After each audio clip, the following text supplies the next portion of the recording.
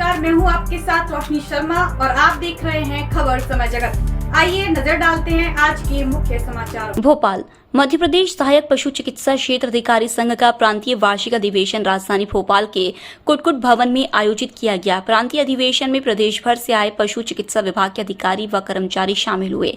इस मौके पर प्रांत अध्यक्ष BS वर्मा ने कहा कि हमारी 4 सूत्रीय मांगों को लेकर विचार विमर्श करते हुए सरकार से गुहार लगाई कि हमारी सभी मांगे जायज है, जिन पर सरकार को जल्द संज्ञान लेकर पूरा करना चाहिए। उन्होंने कहा कि विगत 8 सालों में उन्होंने कभी भी आंदोलन का रास्ता इख्तियार नहीं किया है। सरकार के सामने जो भी मांग रखी गई है वह अब तक पूर्ण होती आई है। जो 4 मांगे हैं उनको लेकर भी सरकार जल्द निर्णय लेकर उसका समाधान करेगी।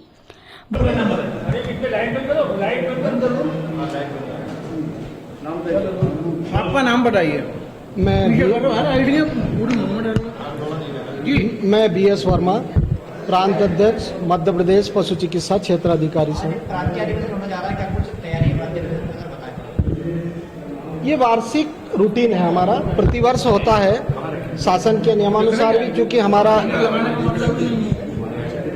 हमारा संगठन शासन से मान्यता प्राप्त संगठन है, इसलिए रजिस्ट्रार फर्म के सारे नियमों का पालन करते हुए प्रतिवर्ष एक साधारण सभा का आयोजन किया जाता है और उसी के अनुरूप इस वर्ष भी किया गया। विगत 2 वर्षों में थोड़ा कोरोना की वजह से प्रभावित रहा, लेकिन अभी हमारा सारा कार्यक्रम ठीक ठाक चल रहा है।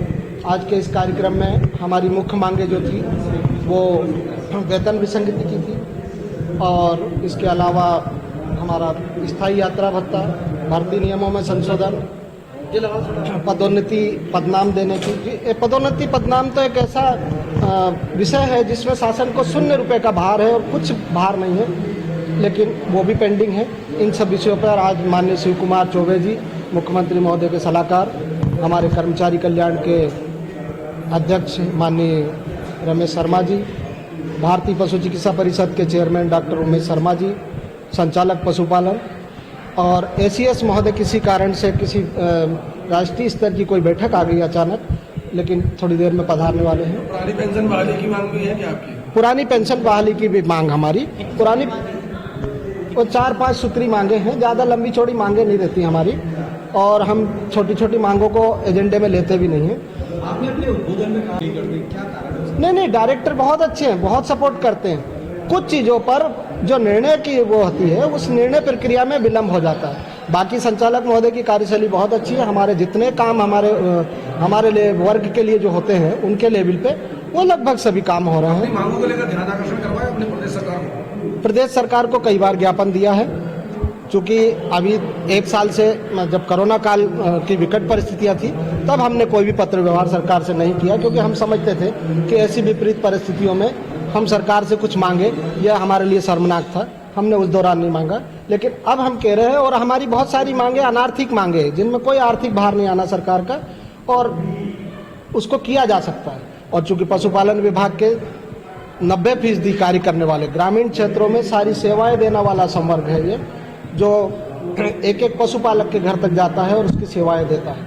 हम 90% काम करने वाले संवर्ग हैं।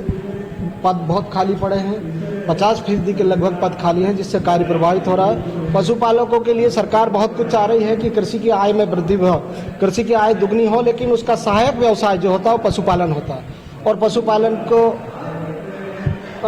ठीक से सरकार ऐसे तो ध्यान दे रही है, लेकिन जो बुनियादी चीज़ें हैं उन पे अगर ध्यान दिया जाए, सारे पद भरे जाए तो पशुपालकों को निश्चित ही लाभ। हमें आशा है कि हमारा बिना आंदोलन के, विगत 8 वर्षों से हमने आंदोलन के बिना कुछ पाया है। माननीय शिवराज सिंह चौहान बिना आंदोलन के ही देते हैं। हाँ, मांगे जायज़ होना चाहिए और हमारी मांगे जायज़ हैं, तो आंदोलन की नौबत ही नहीं आएगी। और फिर जो प्रजातांत्रिक अधिकार है हमारे, अगर आंदोलन की नौबत आई। भोपाल से खबर समय जगत के लिए संवाददाता शक्ति भारती की report. For latest news, subscribe to our channel and press the bell icon.